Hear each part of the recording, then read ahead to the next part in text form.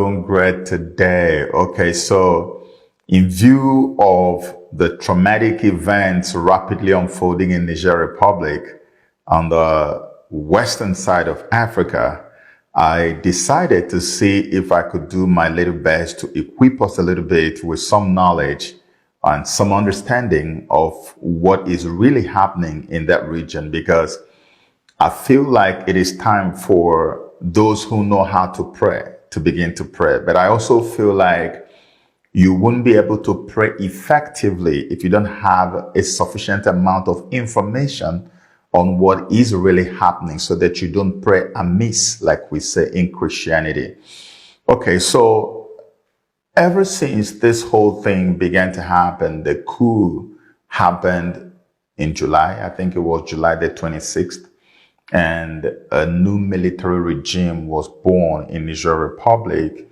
And the guy who was there, Mohamed Bazoum, was ousted and, kept in his home, house arrest. He's been in detention ever since. And since that time, there has been a whole lot of activities. Like ECOWAS had given ultimatum that expired last Sunday and said if you don't restore or cede power to this guy, there could be some type of military intervention, and that didn't happen. Eventually, the ultimatum expired, and rather than cave to ECOWAS's threats and the pressure from international community, the military junta in Niger was even more emboldened by the number of people that showed up at the stadium to give them some love and cheer them up and thanked them for delivering the nation from the stranglehold of colonial France. Can you imagine that? So the people are extremely happy with these guys who took over power from Bazoum. Now, if you follow me on Twitter and you have followed some of my posts, you would have noticed that every time we make posts about what really is the bone of contention, we keep talking about uranium because, of course, Niger Republic is one of the biggest suppliers of uranium in the world. Like, people are even saying that up to 35 to 40% of the uranium supplies that go to Europe come from Niger Republic. They also get uranium from Kazakhstan.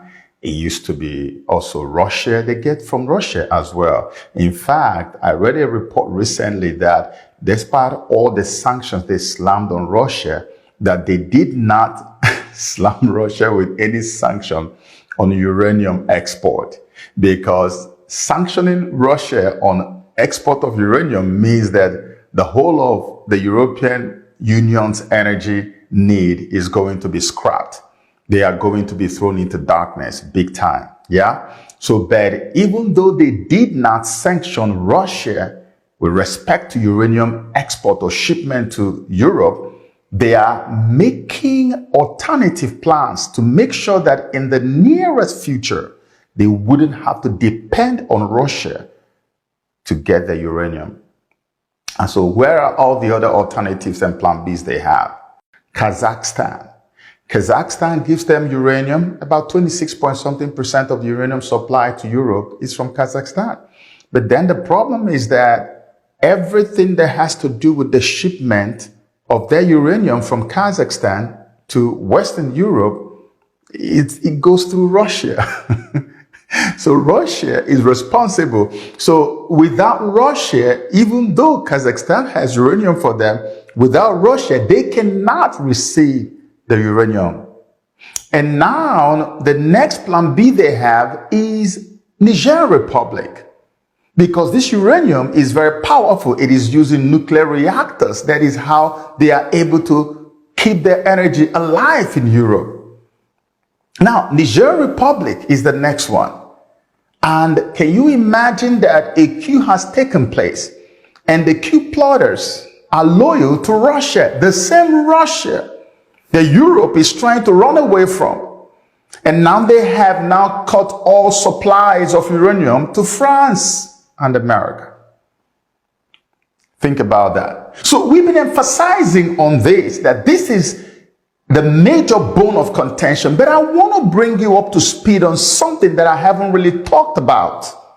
And that thing will shock you, because if you ask me what is the real bone of contention, it is the one that I'm about to talk about right now. Many of you heard about the Nord Stream pipeline underwater explosion. Nord Stream is the major pipeline that moves gas from Russia to Western Europe, right? And you heard there was a time that it was blown up. That is something that I would say is a massive dent on Russia's economy. It doesn't mean it crippled Russia, but it was a hit that Russia really felt. And guess what?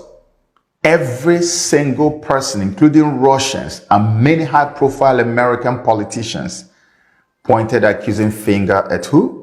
At the United States of America, and said it was America that blew it up. The United States of America has not officially taken responsibility for that, but everybody says it's America. Russia is 100% sure that it's America that blew it up. And when that was blown up, America now became the sole supplier, not sole supplier, but a major supplier of gas to Europe. Now, here is where Niger comes in. I want you to listen very carefully. Yeah? Now, that Nord Stream has been blown up because Europe wants to get away from Russian gas. Everything that Russia gives, they want to cut off from it. They want to have alternatives from other places. But here's what's going on. There was an idea that was going around since the 1970s that eventually came to a place of fruition somewhat in 2002. And I'm going to read you this now. There's something called Trans-Saharan Gas Pipeline.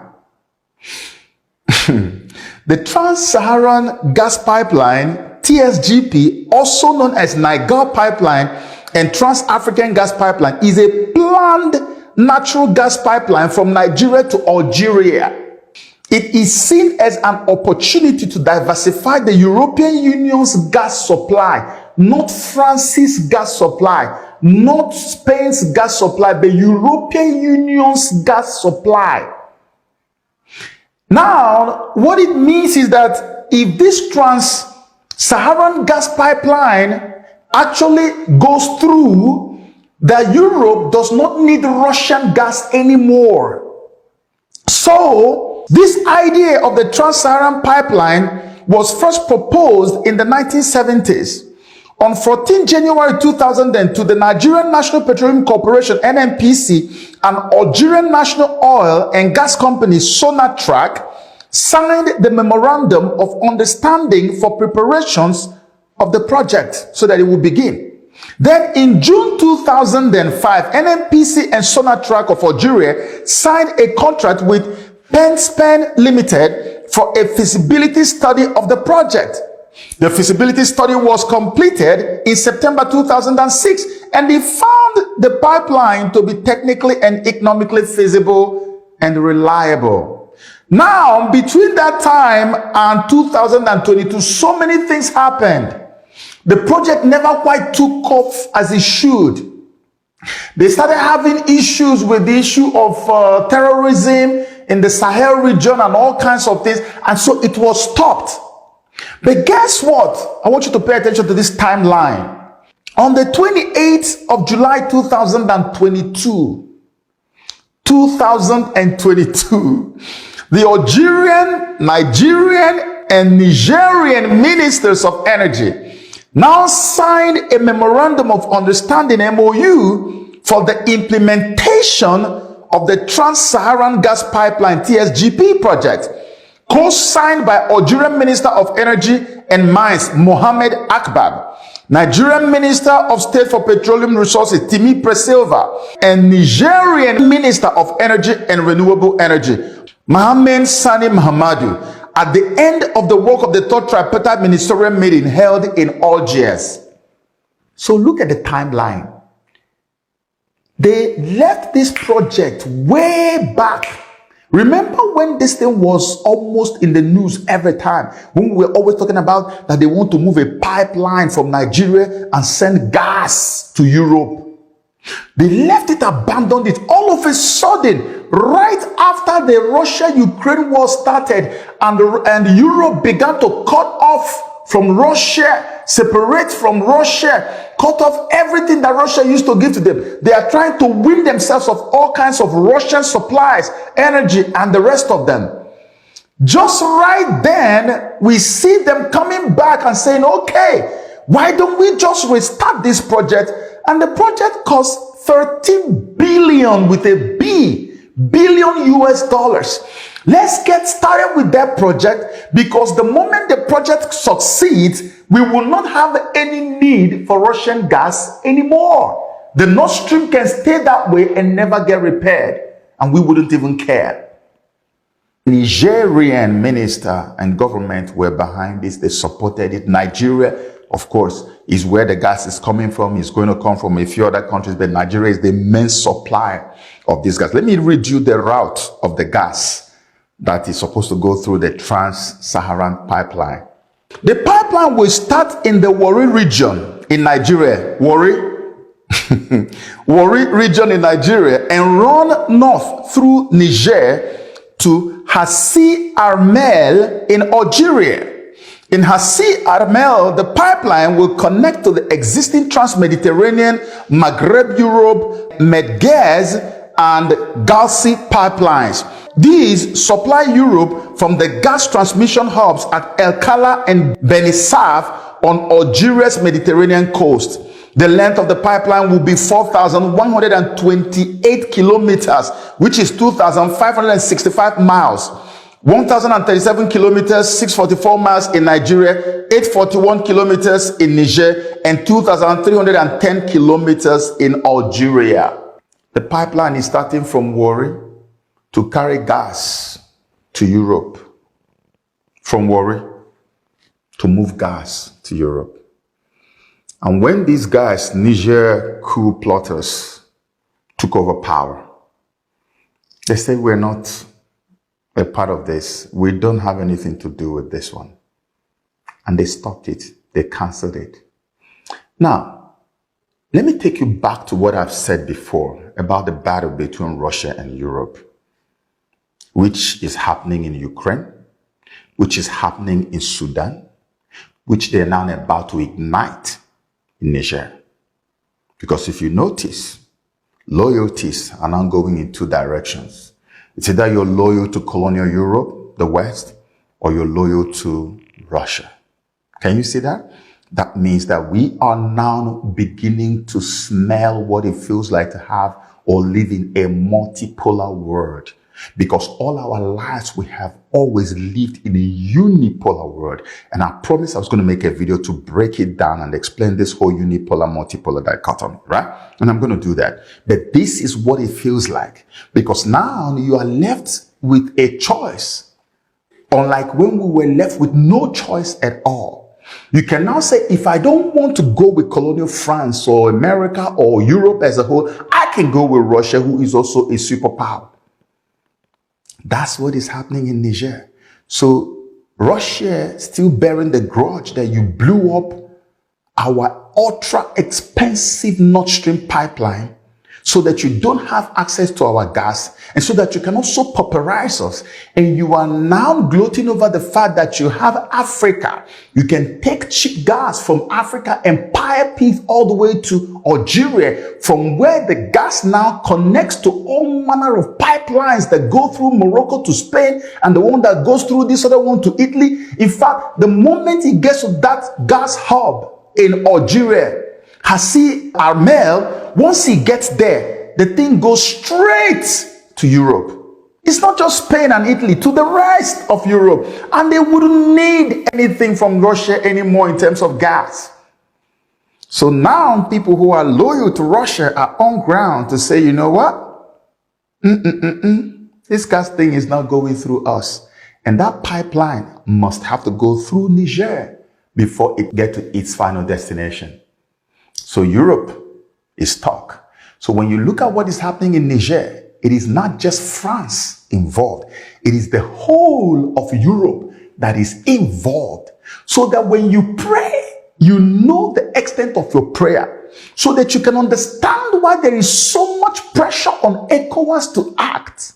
So you can understand why there's so much pressure on France to also act, because they also have soldiers on ground in that place. And now you can understand why this is a make or break for Niger or Nigerian coup plotters or the new administration in Niger. Because this is why they brought in who? Wagner PMC fighters. It is no longer news. It's not even fake news. It's not even rumor. Wagner PMC fighters are on the ground in Niger Republic right now. And you know as much as I do that Wagner PMC, they don't play. They don't joke. I don't want to talk too much. I just wanted to give you an idea of all the bones of contention in this whole Nigerian situation, which is why many of you may see a lot of stubbornness on both sides, which means that potentially we are headed towards a Ukraine-type situation on the West African coast. You can imagine what this means for Nigeria, what this means for Ghana, what this means for all the nations that are within the sub-region. Because when this thing happens, it is not going to be for Niger alone. Mali and Burkina Faso and Guinea have already said they are going to join their brothers in Niger to fight. Algeria has also cried out loud and said, let this not happen. We must be consulted because we share like 1,000-mile border with Niger. So many other people. Egypt has also said, let this not happen. But do you think anyone is listening? The stuff that is at stake is huge. It's almost like a make or break, as I've told you. If they don't fight, what are they going to do with energy? Because Russia has already cut off. They have already blown up the pipeline. So they're not getting it. Uranium, they are deficient. You talk about gas, they are deficient. How do you want them? The only feasible way that is understandable to them, through which they can actually replace Russian gas supply, is through this pipeline that is going to move gas for them from Warri, Nigeria. When they have their people there, nobody can stop that from flowing. So for you to now stop the movement in Niger, you're going to have to face them. That's why this war is looming so hard. There are too many interests involved. There are too many things that are connected to this. And it's not going to be an easy war. It's not going to be like Sudan. It's not even going to be like Ukraine. This is going to be far worse than all the other two wars they are fighting. And this is why we pray and hoping that the voice of reason will probably step in on this guy, dawn on these guys. And somebody will just sit down and listen and say, hey, maybe we need to go the diplomatic route all the way and leave this whole military action. Because at the end of the day, it's still going to be the West sitting by and watching while African brothers fight fellow African brothers and we kill each other to impress rather than sit down